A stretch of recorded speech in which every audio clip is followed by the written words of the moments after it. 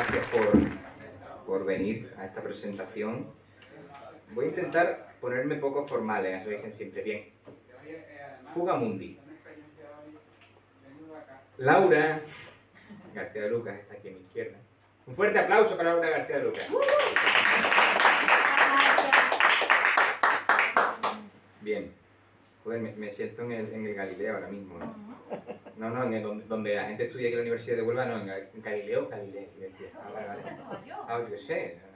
Bien, Laura viene a Huelva en el mes de mayo y me deja Fugamundi en el instituto, Pablo Neruda, en la conserjería. Vale. Es que os voy a contar mi experiencia de cómo conseguí el libro, porque todo tiene un porqué en esta vida. Total, que me lo deja y yo no pude ir a recogerlo, ni pudimos quedar ni nada por mis circunstancias lamentables personales. Y me acerco a los días, a bastantes días, y digo, oiga, mi libro, no, su libro está en dirección. Y digo, venga este otro día. Voy a ver si consigo mi libro. Llamo ya por teléfono, oiga, el libro que... Sí, lo siguen buscando. Pero claro, pues aquello de fuga, bueno, en fin, no tiene nada que ver con eso, ¿verdad? El libro se ha fugado. Y al final no me llaman, me llaman. Tenemos el libro, pásese usted no me llame de usted, que soy un chiquillo. Cuando quiera, venga, vale, pues me acerco cuando buenamente pueda. Llego allá al Pablo Neruda, ya para terminar, ¿vale? La presentación, si no lo sabéis, la hemos hecho Laura y yo sentados ahora mismo aquí abajo. Es decir, todo lo que vamos a hacer ahora ya está fuera de contexto. Bien, porque lo hemos hecho aquí. Es decir, la verdad de la conversación va a ser complicada y va a ser compleja repetirla aquí. No, podemos fingir. Fingiremos. Entonces, llego al Pablo Neruda, voy a conserjería y no hay nadie. Y el libro me estaba esperando encima de la mesa, allí, puestico. Total, 10 minutos, me voy a poner con el teléfono del demonio, ya tengo cosas que hacer, unas llamadas, no sé qué, ¿vale? Unos correos. Laura, ¿tú sabes algo del libro? No la llame para molestarla. Y no viene nadie. 10 minutos, 15 minutos, entra una profesora. ¿Le puedo atender? Digo, sí, ¿dónde está el bedel? ¿Por qué? Digo, no, porque mire, ese libro que está ahí es mío. ¿Vale? Y verá que si alzo así la mano lo cojo y me lo llevo, pero está feo, ¿no? He dicho que venía a buscar el libro, no me parece que yo coja el libro y me vaya. Tuve la tentación, claro, y había allí, 10 minutos más tarde, seguía sin venir nadie. Había allí un taco de posi amarillo de conserjería de instituto, con sus lápices, sus bolis, y allí no venía nadie. Así que, digo, Fernando, eres gilipollas, ¿vale? Fernando cogió el taco de posi, puso, hola, soy Fernando, tengo mi libro, muchas gracias. Cogí el libro, puse el posi, nadie me vio, me fui y hasta hoy. ¿Vale? Lo leí en mi casa y aquí estamos para presentar el libro de Laura García de Lucas. Laura, te llamas Laura, ¿verdad? Perfecto. Después de la anécdota, yo en estos momentos yo estoy acostumbrado a otras cosas, cuando cuento estas cosas gente aplaude, pero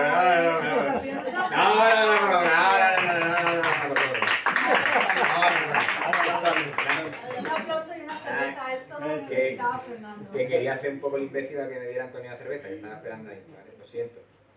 Sabéis que no soy una persona muy seria. Bien, entonces, cuando estoy en el escenario. Y sin embargo te piden presentar un libro de poesía. Anda, en el 1900. En el 1900. Bien. Presento brevemente a Laura, que lo que voy a hacer es leer su bio. A Laura la he conocido hoy en persona, ¿vale? Hoy en persona. Estas cosas me encantan. Tenemos gente en común. Claro, hombre, tenemos gente en común que hace mucho. Nuestra amiga Maijo, a la que desde aquí le mandamos un besazo enorme y recomendamos su libro Vértices. ¿Vale? Me parece que estamos en televisión española, Sí. ¿no? Parezco al calvo este del canal 24 horas cuando hace la hora cultural los domingos. Eso no lo ve nadie, ¿no? Eso lo veo yo. Bueno, es muy aburrido, pero bueno, está interesante. Bien, Laura es abulense. ¿Puedo contar una anécdota de Ávila? ¿Tiene que ver con poesía? No. Vale. Viviendo en Madrid, es que, claro, ahora vamos a ir contextualizando esto poco a poco y una capa de hacer el contexto es tal vez el humor. Lo siento en mi caso. Ahora nos pondremos un poco más serios. Claro. Después de un bolo que tuvimos en la sala Honquitón, eso está por Bilbao, por ahí, ¿no? Metro Bilbao. Madrid, sí, Madrid, pero el Metro Bilbao. ¿Vale? Pues fuimos a un abulense, creo que se llamaba El Abulense. ¿En la Latina? Pero está en Bilbao. Más abajito, sí, El Abulense. Vale, antes de llegar, bueno, da igual. Entonces nos vio allí a toda la banda un poco ansiosos por comer, ¿vale? Es que esto tiene que ver también con los lugares. Ansiosos por comer y se mete el hombre debajo de la barra. Ávila, ¿qué hay en Ávila? No vaya a decir Gemma de Santa Teresa, por favor. Aparte de, ¿qué hay en Ávila? Y murallas tampoco, ¿qué más hay en Ávila? Frío tampoco. Poetas tampoco. Bien, sí, poetas. Ternera. Claro. Ternera de Ávila. Se mete ahí abajo y hace así. Le planta en la mesa. Dice, esto hay que comérselo que se va a poner malo. Y ahí empezó a cortar aquello que estaba verde, ya, y nos largó pues unos panes así con carne de Ávila, claro. Esa fue mi experiencia más cercana con Ávila, después de haberla ido a visitar de pequeño con mis padres, ¿vale? Tengo que decirte que no tenemos mucho más que eso que has nombrado, vale. Aparte de Cachuri. No sé si ¿Cachuri? A Cachuri. Cachuri, ¿eh? Era un alcalde de Marbella. Hoy ha muerto uno. Ese era, ¿no? ¿Ese era? ¿Ha muerto de Cachuri? Hace un par de... ¿Ha muerto hoy? Ha muerto de Cachuri. Hoy. Cachuri era de Ávila. La madre del parió. ¿En serio? Pues, ¿en serio? O sea, Es cierto. Lo siento muchísimo, señor Cachuri. Yo también. No se presente aquí. No, yo le di mi pésame a doña Isabel, ¿vale?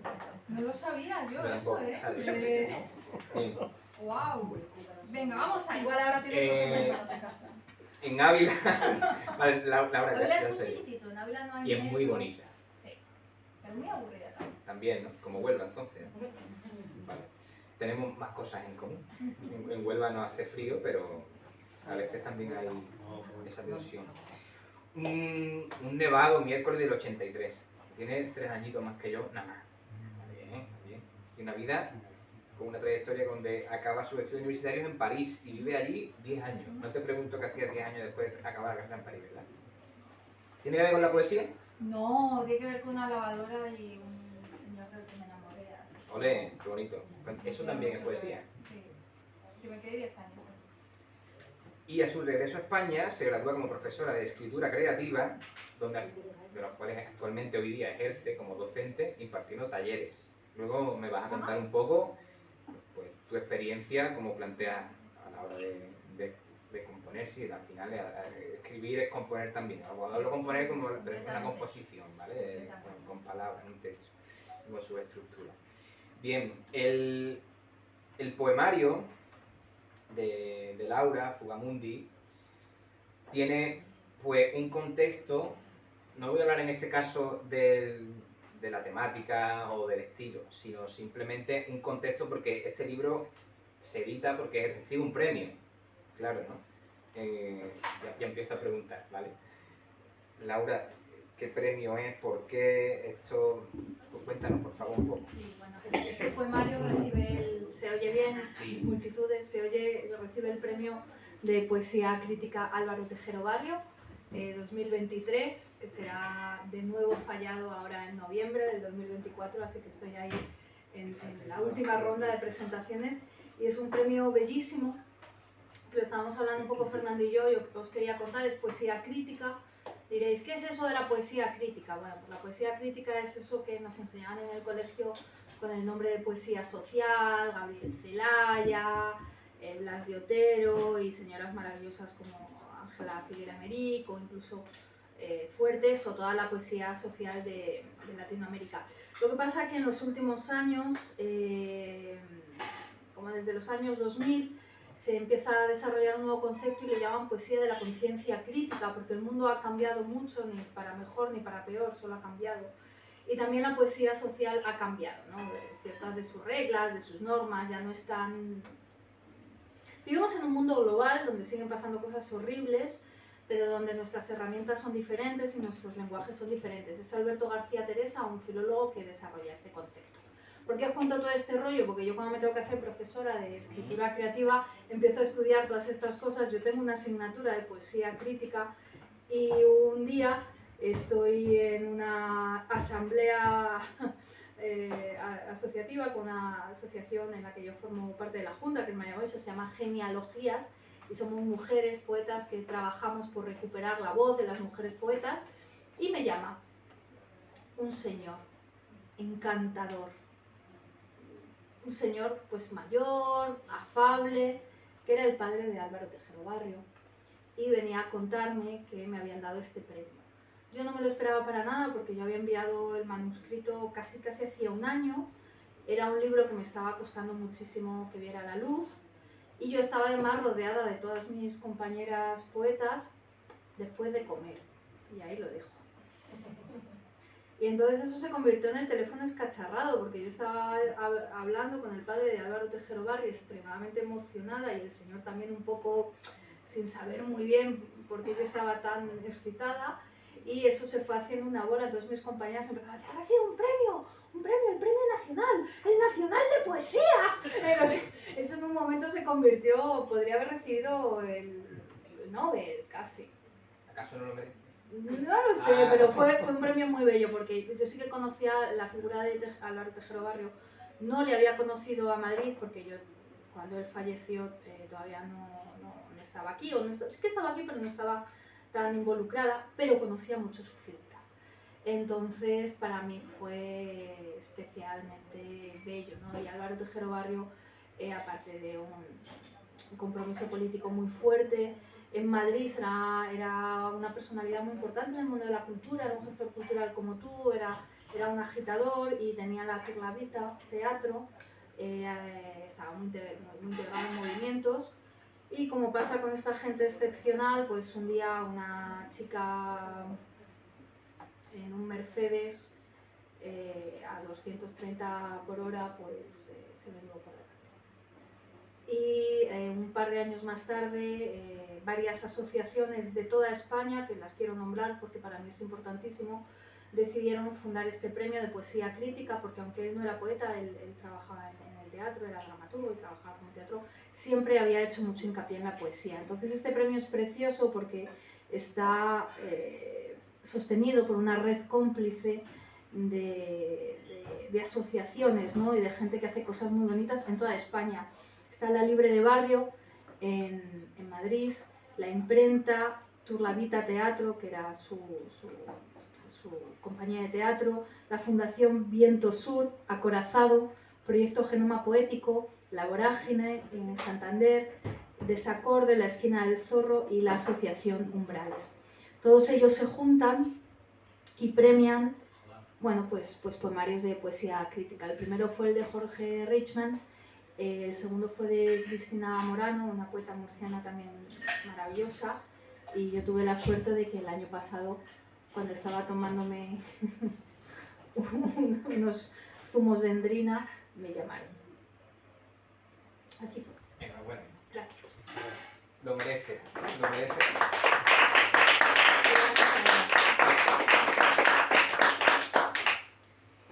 El libro además cuenta con una edición bastante sobria, pero a la par Muy interesante. sí, muy interesante. ¿Qué nos puedes contar de la edición del poemario y del editor? Claro, porque la edición de este poemario lo hace la imprenta, que aparte de tener también una librería y una casa de encuentro poético y cultural, como ellos lo llaman, son editores que leen poesía, y eso se nota mucho.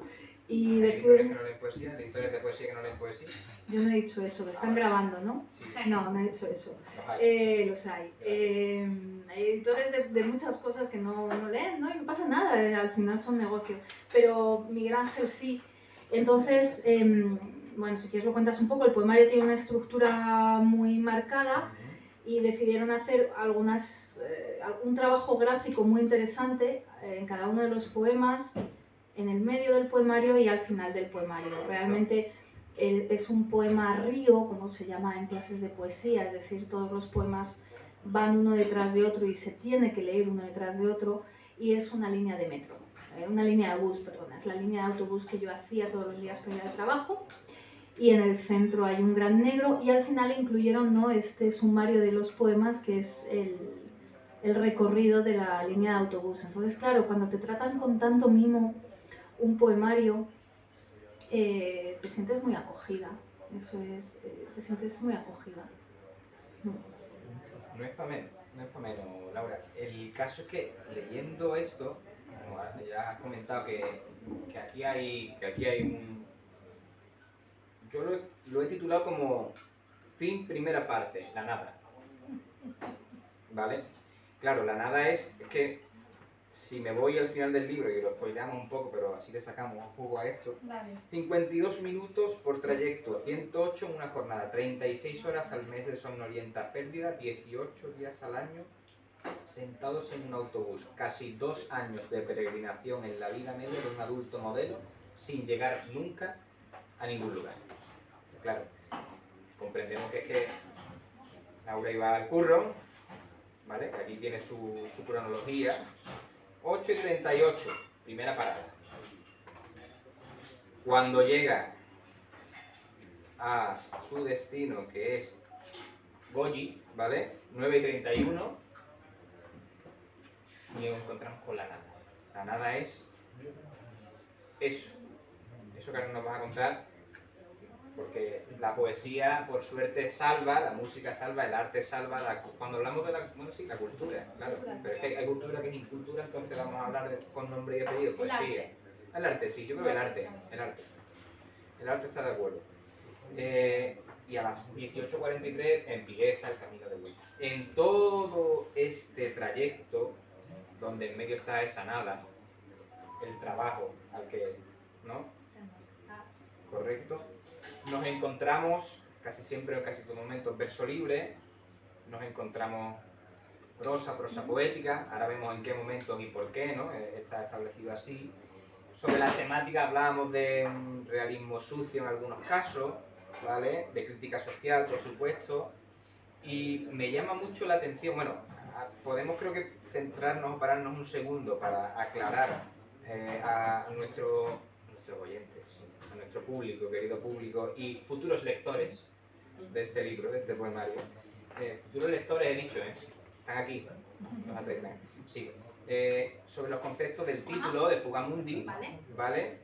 Y el concepto también sobre el que se arma esto, que es el no lugar. En este caso, que es el no lugar, por qué, y bueno, adelante Laura en este sentido, cuéntanos. Y ahora, si te parece, podemos... empezar a leer. Sí, ¿no? Yo creo que sí. Venga, yo lo que voy a hacer es, para irnos metiendo un poquito en el no lugar que se convierte el autobús, porque ni siquiera voy a hablar de esas 2 páginas en negro, porque todos las conocemos. Entonces, ¿para qué? ¿No? Además, las 2 páginas en negro, lo hablábamos antes, es el no lugar absoluto, y lo hablábamos también en una maravillosa presentación que vengo a hacer en Sevilla, porque no hay nada a lo que cojamos menos cariño que una oficina. O sea, tú cuando te vas de una oficina, como mucho te llevas los bolis, pero por el mero hecho de robarlos, pero no hay ningún vínculo emocional, son lugares perfectamente intercambiables. Y de hecho las oficinas están hechas para ser lugares perfectamente intercambiables. Hablaba con Fernando de una de las partes favoritas de cuando yo escribo un libro, que es la documentación, también seguramente porque es una buena manera de procrastinar. Yo leo, me leí un librito de sociología, yo leí mucha sociología francesa, por esto de que no se me olvidase hablar francés, que se llamaba algo así como el gran hijo de puta del Open Space. Entonces analizaban todas esas dinámicas terroríficas que se creaban en lugares como los Open Space, donde viene tu jefe y dice, este es un lugar vertical donde tú puedes ir directamente al despacho de tu jefe y decirle lo que necesitas. Es muchísimo más terrible que tener el despacho de tu jefe cerrado con llave, porque primero tu jefe deja la puerta abierta para que se escuche la bronca que te van a echar, y segundo, tus propios compañeros nos controlamos los unos a los otros, ¿no? Entonces yo de lo negro no voy a hablar, por supuesto es importante, era una parte muy fundamental y muy negra en mi vida, pero los no lugares Los no lugares es un concepto, como ya os he dicho, soy un poco repelente, de sociología francesa, de un señor que se llamaba Marc Augé, y él en los años 70, Le Non-Lieu, y él en los años 70 desarrolló un concepto que en todo el mundo, o en todo el mundo occidental, primer mundo, teníamos lugares que eran los no lugares que eran perfectamente intercambiables también, las estaciones de transporte, los hospitales, las comisarías, donde prácticamente son los mismos ambientes, estés en donde estés, donde están las mismas normas de cohabitación y donde sobre todo quieres pasar muy poco tiempo, porque entras ahí y entras en un espacio de lapso. Las salas de espera de los hospitales, por ejemplo, era un no lugar. Y yo me di cuenta que los autobuses eran un enorme no lugar, con un ritmo propio, con una cadencia propia, que te metía en una especie como de mantra, también por ese movimiento. Y yo quiero empezar a leeros, para entrar un poquito, si te parece, Fernando, y luego os hablo de Fugamundi. Entonces vamos a empezar por el principio. Os acabáis de levantar, tenéis las legañas en el ojo, además os esperan muchas reuniones y tienes que hacer un informe. 8:36, Batalla del Salado Beata, correspondencia con líneas 8, 45, 47, 85, 86, 247. Los detenidos en la espera del círculo que nos recoge, en intervalos de 1 a 6 minutos. Marcha, parada, marcha, con ausencia de desplazamiento. Parada, marcha, parada. No nos movemos, nos transportan en el letargo de lo previsible. Respetamos escrupulosamente el espacio asignado, un asiento, las reglas, ancianos, cojos, hembras gestantes. Algunos conductores no dejan subir grandes bultos, otros son más permisivos con el sudor y el turista, con el que vuelve a la casa el domingo a deshora. Hay menos espacio, resoplamos, pero nos ahuecamos lento, con la norma como contorno.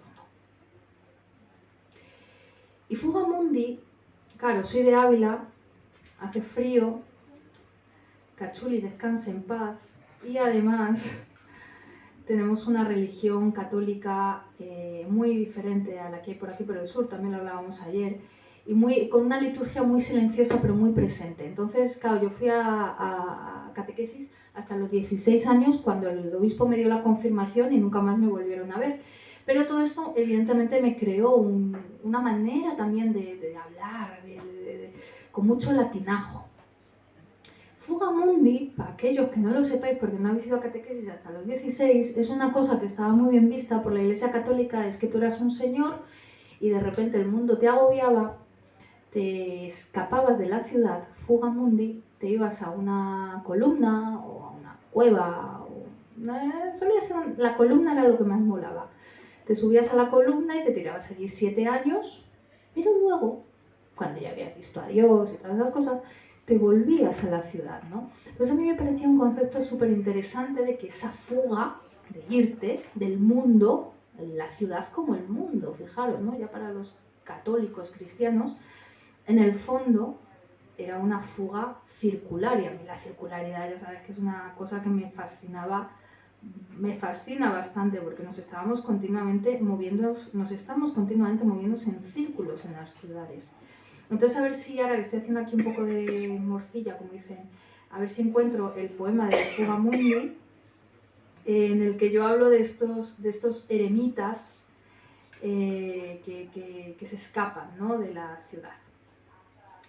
8:45, estación de Delicias, correspondencia con líneas 45, 47, 85, 86, 247. Buscar el alimento en la ciudad, las semillas, este templo convertido en mercado. Los gritos de fuera no nos dejan oír. Hemos subido el tono de nuestras conversaciones por encima del pitido, cántico de prisa y abundancia. Huir del mundo en el centro de un autobús. movimiento sin acción, una espesa corriente, predecible como el alquitrán, como los ascetas en el desierto. ¿Qué hacían esas aves huir del ruido para llenarse de un incrédulo allí, rechazar los placeres? ¿Qué hacían si al final siempre volvían a la casa? En numerosos estatutos urbanos, los eremitas y algunos frailes mendicantes son considerados vagabundos, sin derecho a caridad cristiana, una nómina o 24 días de vacaciones. Están obligados a pedir limosna, escapar de la ciudad, dejar de ser productivos. Escondida senda por donde han marchado los pocos sabios ciegos.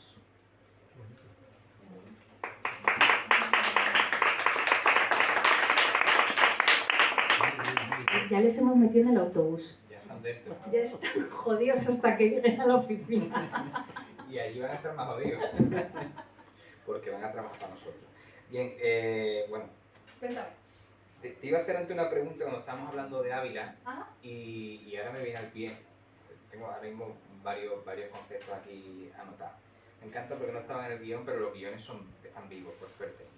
Aquí no viajamos en el autobús que tenemos las paradas. Podemos bajarnos y subirnos cuando nos dé la gana. Porque no nos espera nadie, o sea que perfecto. Te iba a preguntar antes, ¿tú con Santa Teresa tienes algo que ver? Claro, tiene que ver muchas cosas.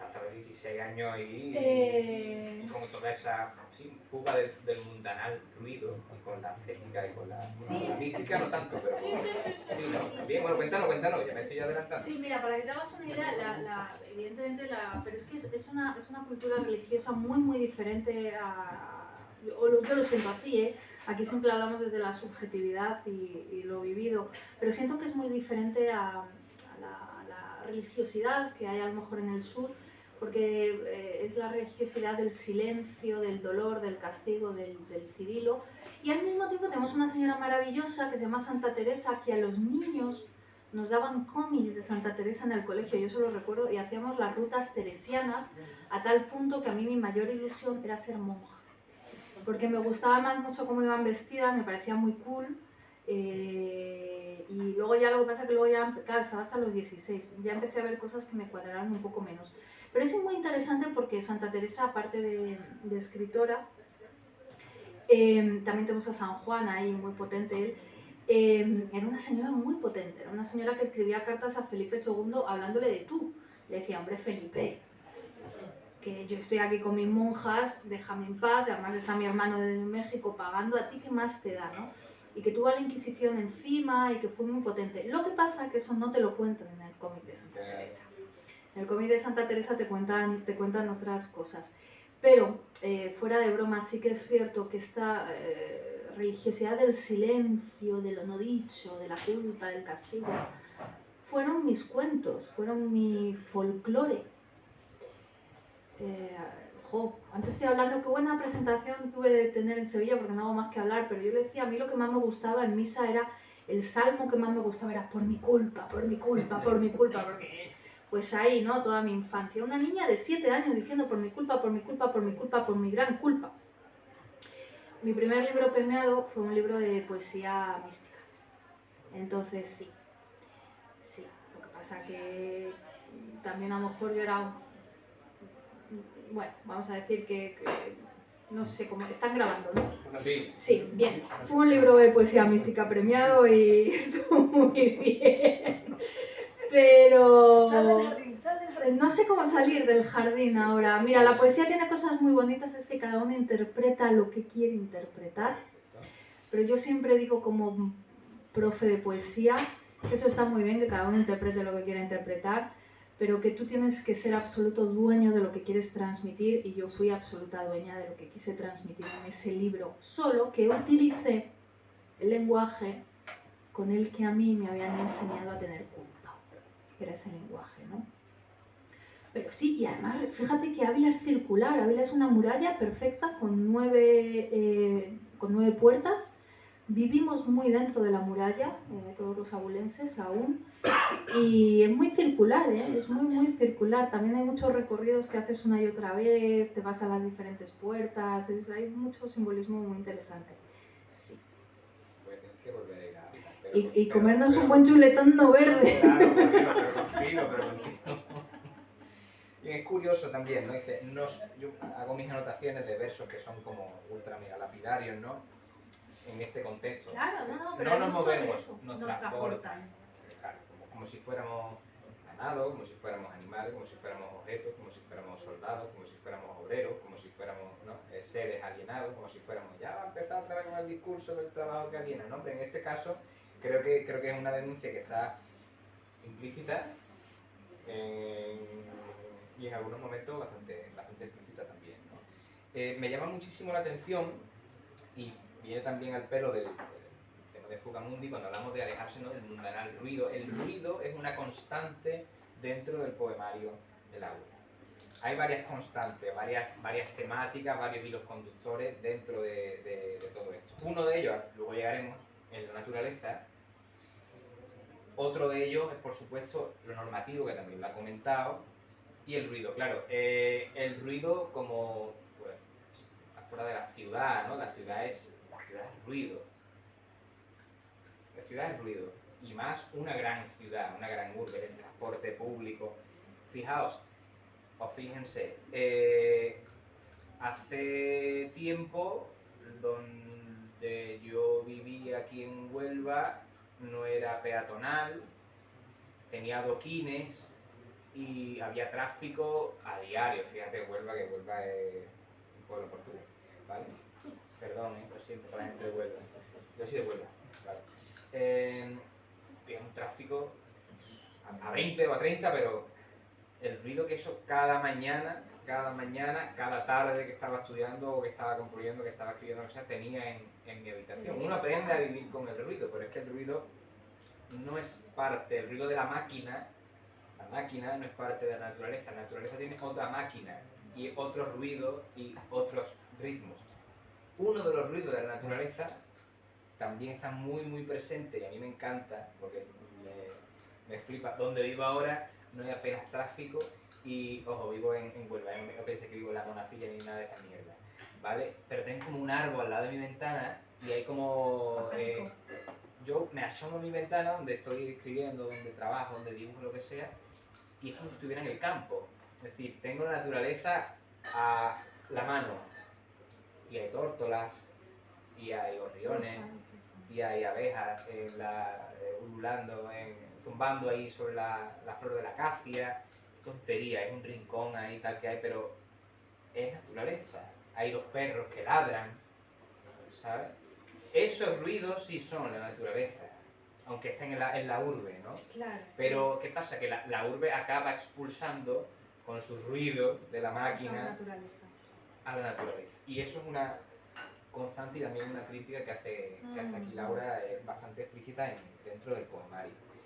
La hostilidad de la ciudad, tengo notado por aquí, el ruido, ¿no? O sea, repite la palabra ruido, que además es muy onomatopeica, muy aliterativa, si podemos llamarla así, en numerosas ocasiones, ¿vale?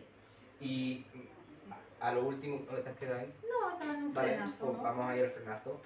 Dejar de ser productivo, tal vez será clave eso. Es decir, ya está con el discurso abolicionista, con el discurso de no hace falta trabajar para ser felices. Claro, eso lo podemos también unir a estos ascetas, a estos eremitas, que efectivamente dentro de su universo, que no es ni más ni menos que el universo que crea Dios, que es la naturaleza, las ciudades no las crea Dios, las crea el hombre, ¿vale? Y las iglesias y los templos pues también los crea el hombre. Dentro de ese mundanal ruido, ¿vale? El medievo, las cosas que tiene el medievo.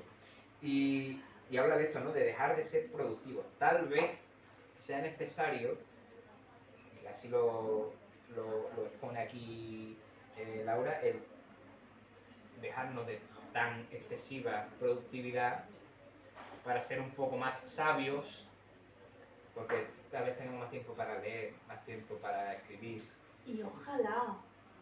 Ojalá, ¿no? Pero yo lo que intento un poco expresar en este poemario es que todos estamos en esa rueda y que es imposible salir o que es imposible. Cuando estás hablando del ruido, yo estaba pensando, yo a veces cuando hago este recital o algunas adaptaciones, lo que pongo es un ruido de autobús de fondo y empiezo a recitar.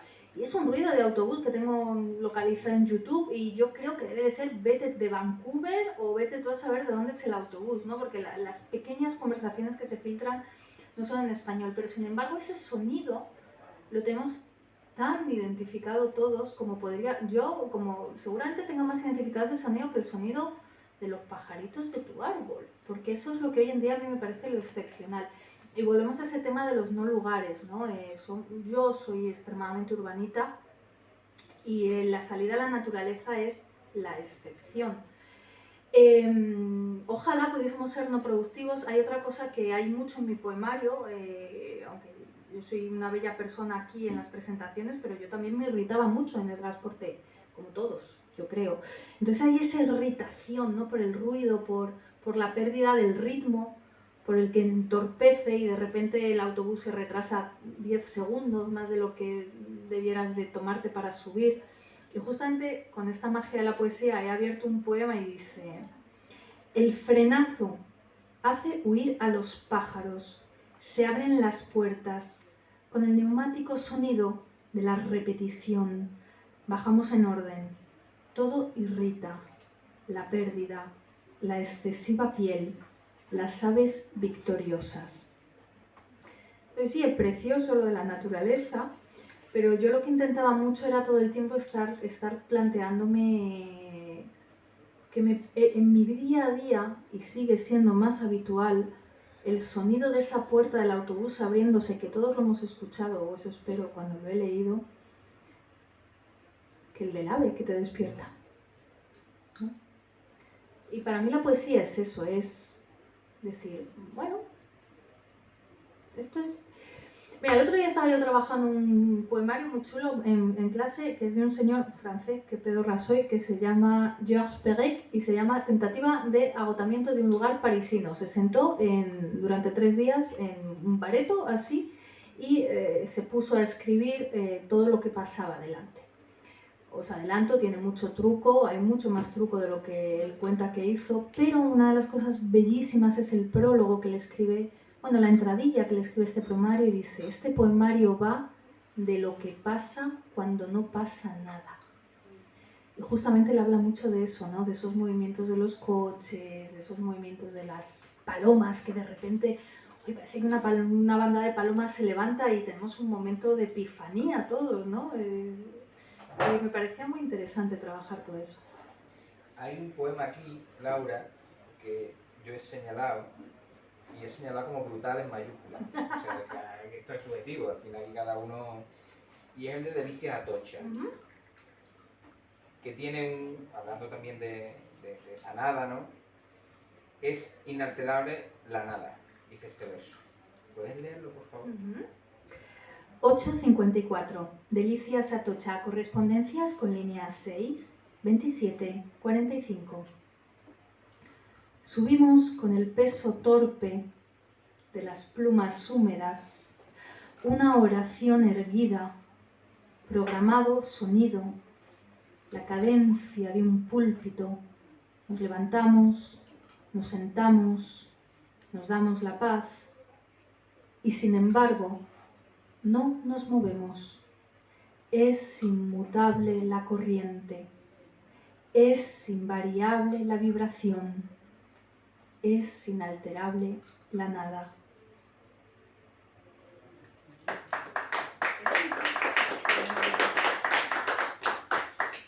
Ese gusta mucho. Sí. Es que aquí mi amiga me acaba de hacer una maravillosa canción con versos del poemario, María Valdivieso, cantadora, compositora y fotógrafa. Y fotógrafa en ese momento. Y esto es algo bellísimo, curiosamente muchos de los poemas que tú has elegido, muchos de los versos están en esa canción. Entonces es bello, para mí como autora digo, lo he hecho bien, lo he hecho bien, pero ese es inalterable la nada. Porque que no, pero es siempre la misma nada, no se altera. Y siempre la misma nada y siempre la misma rutina, ¿no? Porque también hay un componente rutinario, ¿no? Dentro de la deshumanización que supone y la despersonalización, perdón, la despersonalización que supone el ser viajero, el ser pasajero, el habitar en esos tiempos muertos, muertos según cada uno para lo que aproveche, en esos no lugares, donde eres un billete, donde eres un número, donde eres pues eso, ¿no? Un número de pasaje, un DNI o lo que sea, ¿no?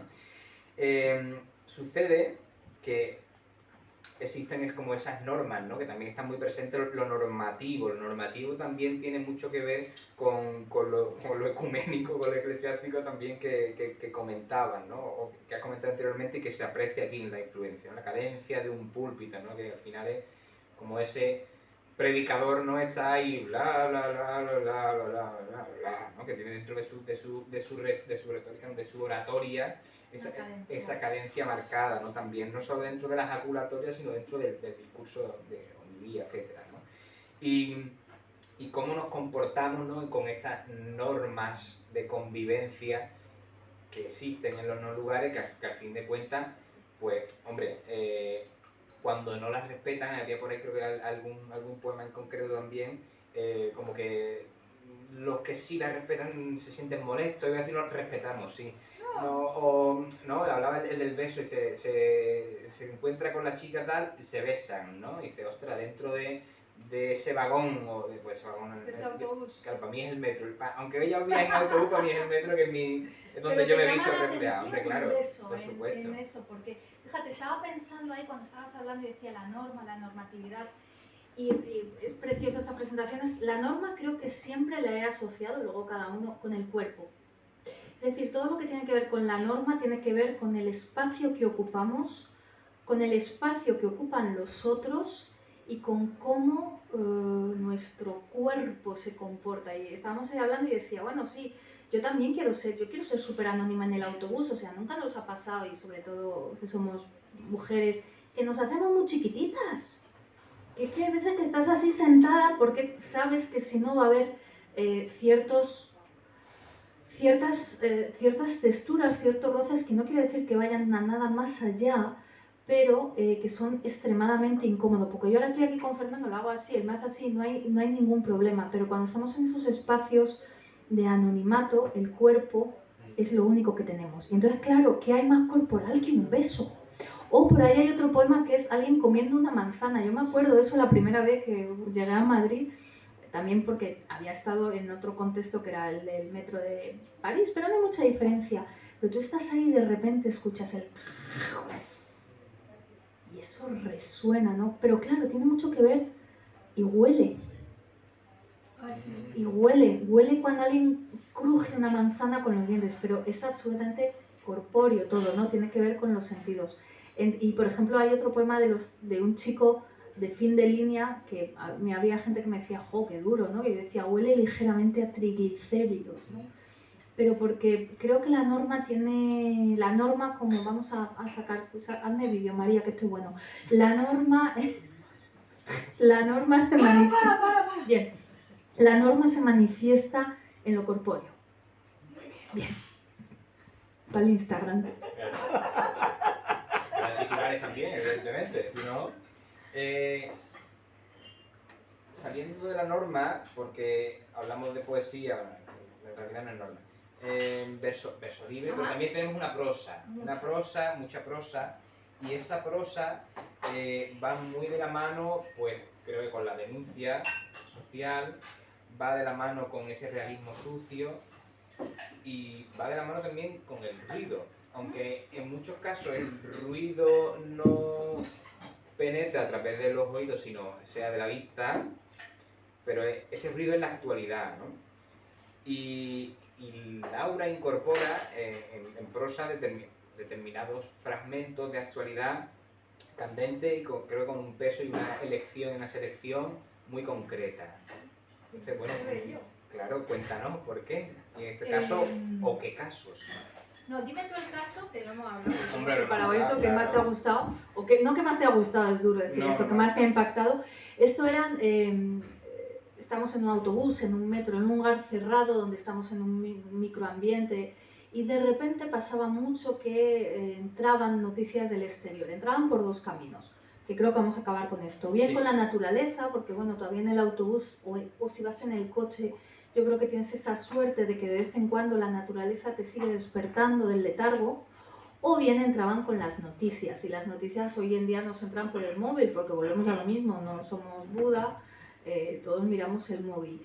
Las noticias que entraban o que yo seleccioné, porque bueno, todos sabemos que hay cierta ficción en los poemarios, estaban todas relacionadas con la ciudad.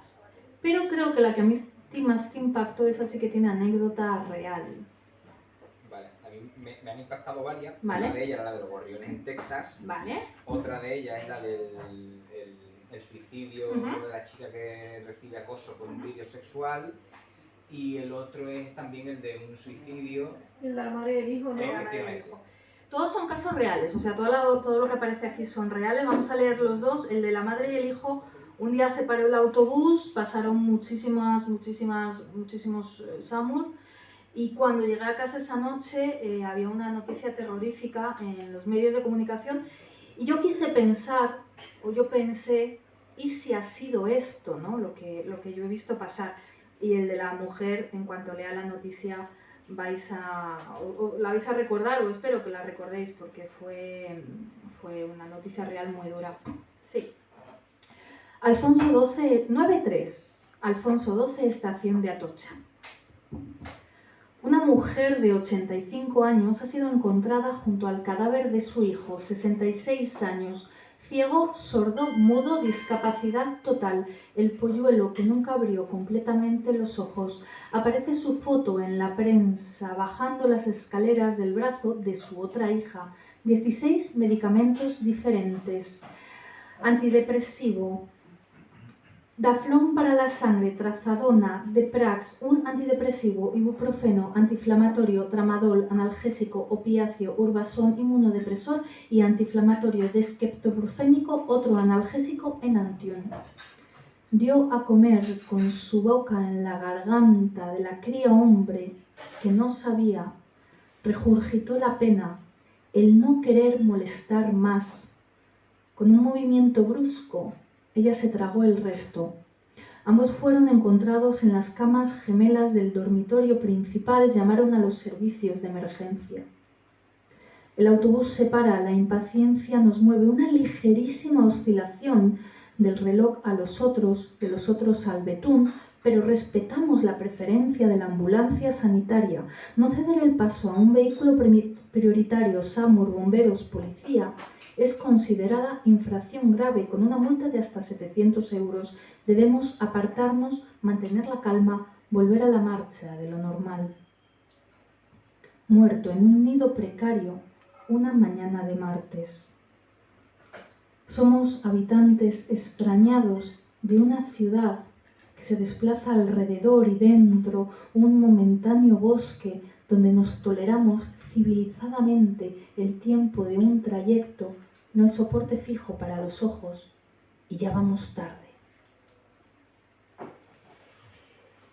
Y el siguiente es en el único en el que, bueno, yo creo que sí que hay un poquito de humor porque al final cada uno somos de una manera, pero aquí para mí fue tan durísima esta noticia. Y, a ver si, ¿la tienes por ahí localizada? Venga. 19:10. Retiro. El vídeo se difundió por toda la empresa. Ahora estaba casada, tenía 2 niñas, habló con recursos humanos. No existía ningún protocolo específico. La joven, de 32 años de edad, se marchó a deshora, sin avisar, sin posponer las reuniones. Tragó 16 pastillas del mismo blister. Trabajaba en una multinacional de automoción especializada en soluciones de diseño para autobuses de piso bajo. Su logo en el cristal, los asientos, la doble hoja de embarque son de sobra conocidas para los pasajeros, las ventajas, la excelente accesibilidad de la puerta trasera.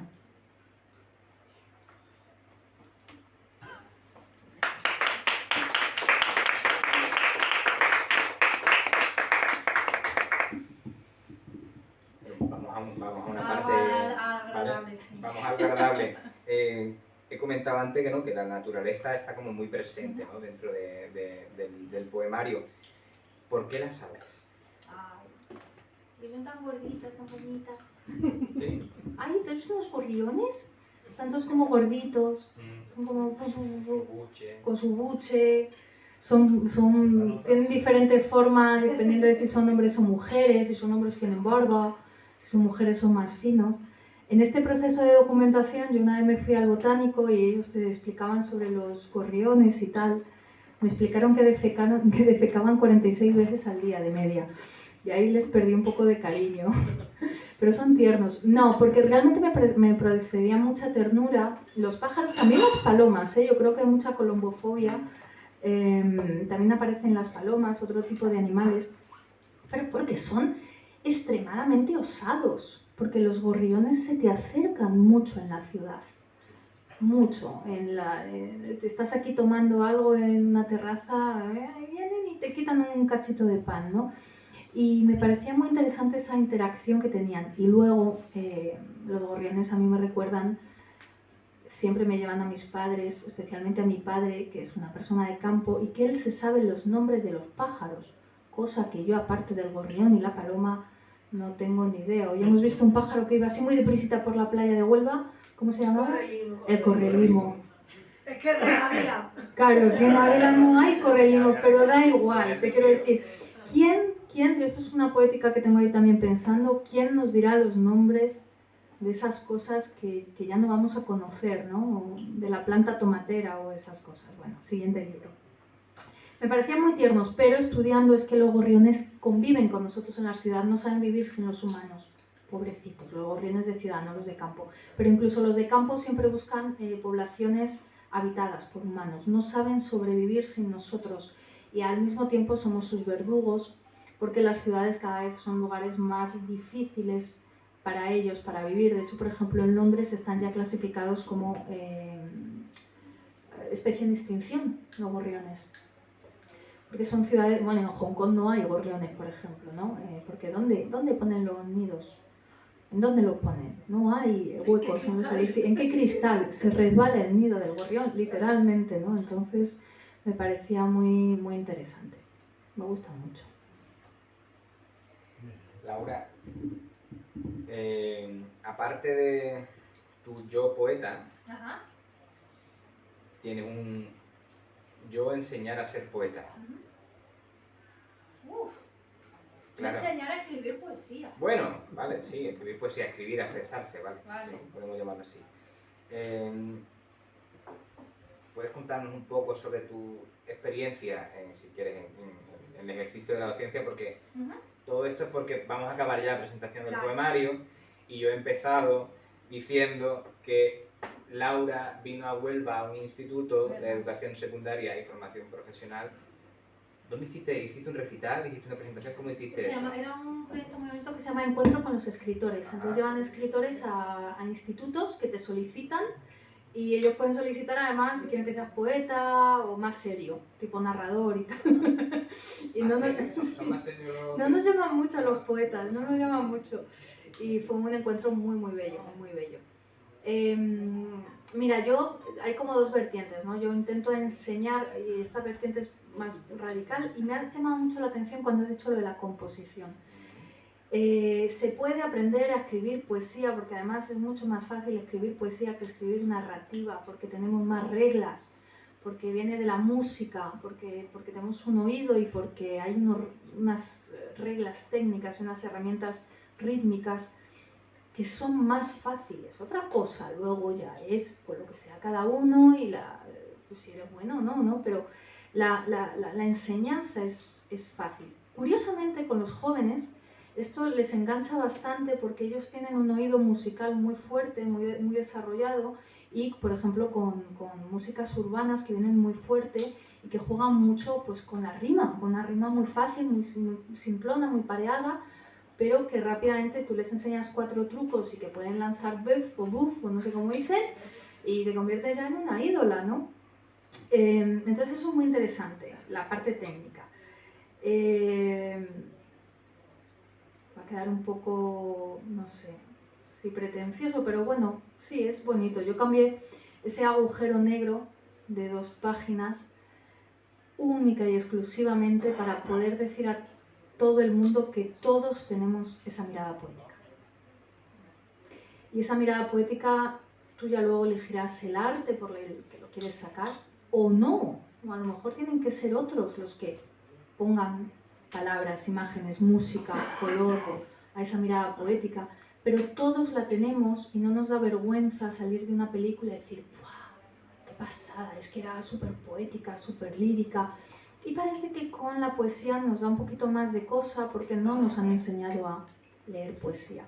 Entonces es una cosa ahí como de lo que más me gusta realmente, ¿no? Es contar estas cosas y es muy chulo, es muy chulo. Y luego en los institutos les hago batallas de gallo. Y ahí, Te vuelve loco. ¡buah! Soy súper molona. Eso es muy importante. Soy súper molona, queda muy viejuno como expresión, no sé cómo se diría ahora. Claro. Yo sirvo o algo así, creo que ahora dicen algo así. Te dicen, eres madre, te dicen ahora. ¿Sí? Eres ¿Y madre. eso es cool, ser madre ahora? No Como que la sea madre, la madre del cordero. ¿En Claro, serio? pero Joder, es que no cuando sé. quieres decir algo, yo también de clase en secundaria, Pero pero, eres madre. eres madre, o sea, cuando dicen cariño eres madre, es como Lo estabas partiendo. Mi totalmente. Qué cosas. Las cosas, bueno, y muchas más, ¿no? Esto ¿Qué me entero cosa? con mi ¿Qué sobrino. cosa? Estas cosas de eres madre y eso, al sur tardan en llegar, ¿vale? Eso es más si eres un poco madrileta y esas cosas. Ya, bueno, está bien saberlo porque a mí hoy en día me dicen eres madre y no sé cómo tomar. Claro, no te lo tomas, efectivamente, pero sí, sí, sí. O eso, o estás muy atento a lo que sucede en redes sociales Sí, y toda es esa peña importante, que ¿no? están... Pero bueno, afuera de bromas yo creo que es importante también bajar un poquito de ese sitio donde estamos, donde si quieren llegar cualquiera, ya llegará, ya nos pondremos a estudiar hectasílabos y prosodia y cosas de estas, o leer poesía complicadísima, pero simplemente decir, ¿tú quieres decir algo? Sí, vale, pues yo te voy a dar algunas herramientas y puedes.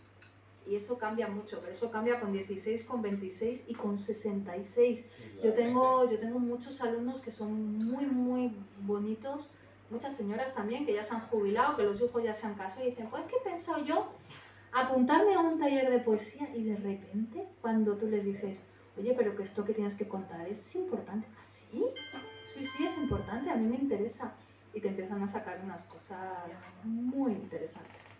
Eso es muy importante porque a fin de cuentas esto va muy de la mano, no, la poesía es expresión, tiene un componente expresionista que en este caso creo que le puede y le gana a otras disciplinas literarias, ¿no? Como puede ser la novela, Sí, puede que es ser más... la narrativa, como puede ser la dramaturgia, ¿no? En este caso yo digo que la dramaturgia sí, pero es como expresión al máximo, ¿no? Y tal vez lo que ellos necesitan, o te iba a preguntar a qué perfil, ya lo has comentado, ¿no? De alumnos, ¿no? O qué sesgo de edades tenemos desde, pues mira, vienen chavales con 15 años y que lo que quieren es rimar para hacer sus temas y no les hables ni de Garcilaso ni de Alexandria, déjame en paz, tío, yo quiero ser mejor que Jumbi y Zetangana, en fin, no tiene nada que hacer conmigo porque ni siquiera es rapero, ¿vale? Entonces, claro, pero la Sí, parte no. esa que dice de que vienen señoras ya jubiladas y que quieren, pues eso, dar forma a aquello que llevan dentro y simplemente volcar y expresar, que creo que es súper necesario. Y luego hay herramientas y luego hay pues, gente que tiene más gracia, más arte, menos arte, etcétera. Pero como toda disciplina artística, y tú eres profe de arte, toda disciplina artística se puede trabajar.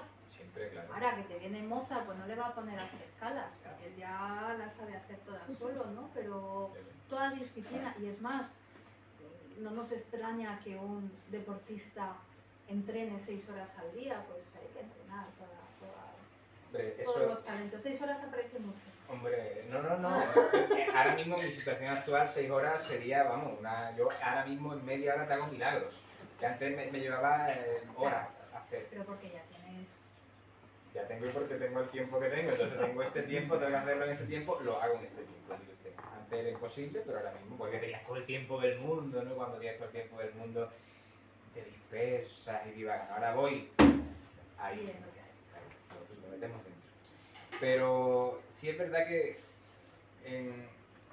la presencia en este caso y en la creación en concreto hay un componente que es súper importante, que es ese, ¿no? Que es el de la expresión y canalizar y hacerle a ellos, ¿no? Al alumno o al que sea capaz de sacar lo que lleve dentro, y ya después, como bien dice, le damos la forma que le damos.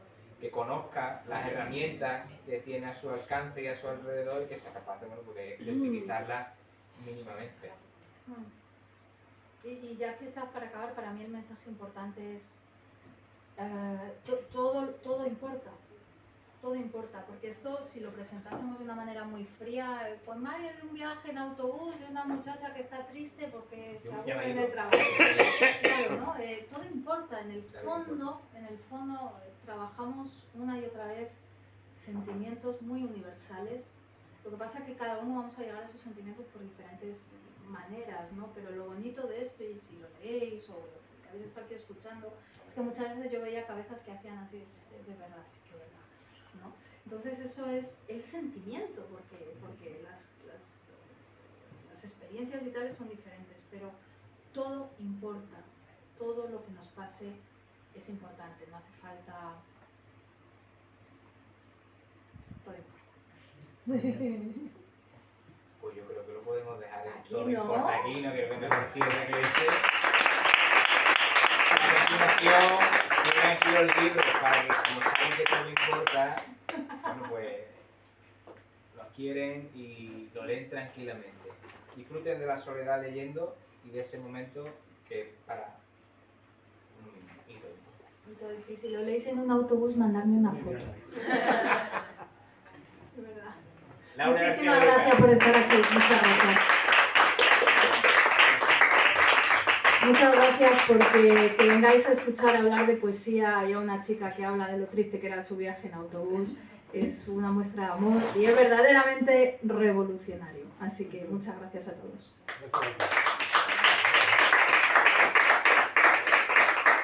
Solo que no os agolpéis porque tengo que ir un momentito al baño, ¿vale? Por supuesto. Que te lo dedique, ¿no? Sí, pero no os Es que tiene prisa aquí el hombre. Pero puedes ir a... Gracias.